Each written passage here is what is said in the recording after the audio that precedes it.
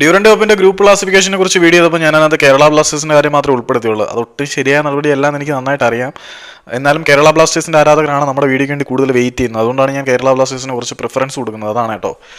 അപ്പം സംഗതി എന്താണെന്ന് വെച്ചാൽ ഗ്രൂപ്പ് എയിനകത്ത് വന്നിരിക്കുന്നത് ഈസ്റ്റ് ബംഗാളും മോഹൻ ബഗാനും ഇന്ത്യൻ എയർഫോഴ്സും ഡൗൺ ടൗൺ ഹീറോസും തമ്മിലാണ് ഗ്രൂപ്പ് എയിൽ നടക്കുന്ന പോരാട്ടം.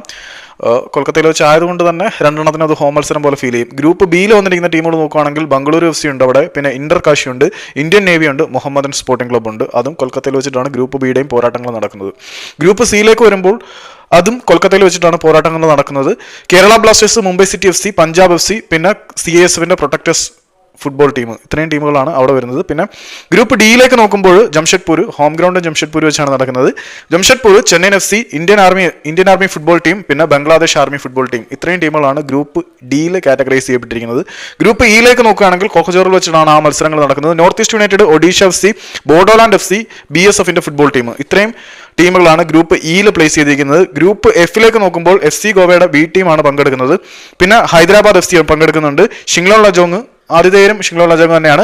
പിന്നെ ത്രിഭുവൻ ആർമി FC, ഇത്രയും ടീമുകളാണ് ഗ്രൂപ്പ് എഫിൽ വന്നിരിക്കുന്നത്. ഇതാണ് ഡ്യൂറന്റ് കപ്പിന്റെ ഗ്രൂപ്പ് ഫേസിന്റെ ഡ്രോ ലിസ്റ്റ്.